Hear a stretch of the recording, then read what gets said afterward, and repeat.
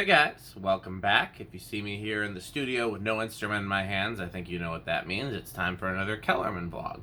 This is when I discuss the murder mysteries written by author Jonathan Kellerman. And I hope to discuss them with other people that reread them as I do. I like to reread the same books over and over again to relax and relieve stress and things of that nature. So I want to apologize for having not done one of these in a while. I've been reading, I've been making notes, I just haven't been home to film them. So this is going to be interesting because for these next few books, I'm going to be doing the videos and I haven't read the books recently. I'm going solely based on my notes. So that's going to be real interesting. Let's get into it. So today's book is Breakdown. And these videos are intended for people that have read the books, but if you haven't, and there may be spoilers ahead, if you haven't, here is a brief synopsis. So Dr. Alex Delaware is our main character. His best friend is LAPD homicide detective Milo Sturgis. Alex is a child psychologist who also helps solve crimes. In this case, he's actually hired as a child psychologist for the son of a semi-famous actress that is dealing with mental health problems. The mom, the actress, is dealing with mental health problems. They just want to see how the son is doing. And he seems to be doing fine. She's struggling. Then years go by, and she is found on the street, disoriented, not in her right mind. And since Alex is in the records as having treated technically her son, but in this case, the records also involve her, they call him and say, "Hey, is this your patient?" And he's like, "Well, not really, but I'll help her." And then he does, and she's not in her right mind, and no one knows where her son is. And so then a few days later, she's found dead. And so Alex and Milo have to solve her murder. First, they have to figure out if it is a murder, and spoiler alert, it is. But I think we all know that, otherwise it wouldn't be much of a book. But they also have to figure out what happened to the son. Is he alive? Where is he? Is he doing okay? Does he have a happy home? And that's the synopsis of the book. So here are the notes that I made. So far, I think this book... So I've talked in these past vlogs about the eras of Kellerman. There's what I like to refer to as the Golden Era of Kellerman, which is the books where I really just think he shines. There's the introductory era.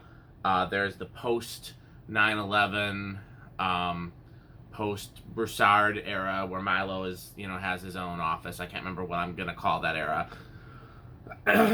There's at least 4 eras, maybe 5, and on my next read through, I'm going to make notes and try to figure out exactly how to break things down. But this is not in the Golden Era. This is post Golden Era, and what I said in my notes is I think this is most like the Golden Era books. It starts out via Alex's work, which is how all the early books started out. He wasn't originally meant to be a crime solver. It brings in a whole varied consortium of seemingly unrelated characters that all come together. Someone turns out to be way more evil than you could ever imagine, which is a theme with Kellerman. And the book ends with a somewhat disappointing interrogation and or monologue, which I think is one of the biggest flaws in Kellerman's writing, which was very prevalent during the Golden Era. He tended to go away from it afterwards, but he went back to it in this book, which is kind of telling. I only made 2 notes while reading this book. One is Alex says to the reader, it's not a sentence that's said out loud, "I arrived on time as I always do." And it's just really clunky. Like, that's a weird thing to say as his inner monologue. Really, anytime Alex speaks in the first person and present tense is clunky. One of the things we've talked about in the past is that Kellerman tends to alternate between past and present tense, which is something that I was always taught in writing class not to do. So every time I see it, I cringe. Second note, is this our introduction to Wild Bill? Wild Bill shows up in this book, but he's alluded to in Deception. So I've always been curious, is it the same Bill? I assume that it is, but this is his formal introduction, although he doesn't really stick around that much. 2 additional notes I made after reading it. I like that they brought Cohen back. I love when different characters come and go within the universe. It's like the MCU. I like when everything's connected. That's rare among authors and writers and creators and movies and TV shows and things like that, and I really like when everything exists within an interconnected universe of people. The bit at the end with Lou Sherman's nephew seemed to be echoing the end of Killer, but it was resolved better in this book. it makes the ending of Killer further bother me. Okay, that is what I have for this book, and I don't actually know what comes next because, again, I am making these videos long after reading. So normally I'm like reading the book that comes next, so I'm going to have to look it up right now, but luckily I have very extensive notes for that as well. So I'm just going to continue to talk while I pull that up so that there's not a lull in the video and you guys will think that I'm pulling it off. Next one is Heartbreak Hotel. And I always mix that up with the one that starts at the Faubourg Hotel because it starts with a hotel being demolished.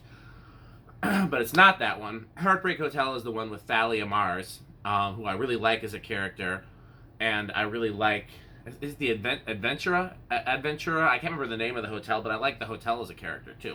You know, sometimes a setting is strong enough that it's a part of the book. So we're going to talk about that one next. Please like, comment, subscribe, ring notification bells, and I hope that I hear from other people who read these books. I really would enjoy discussing them. So please comment. Thanks for watching.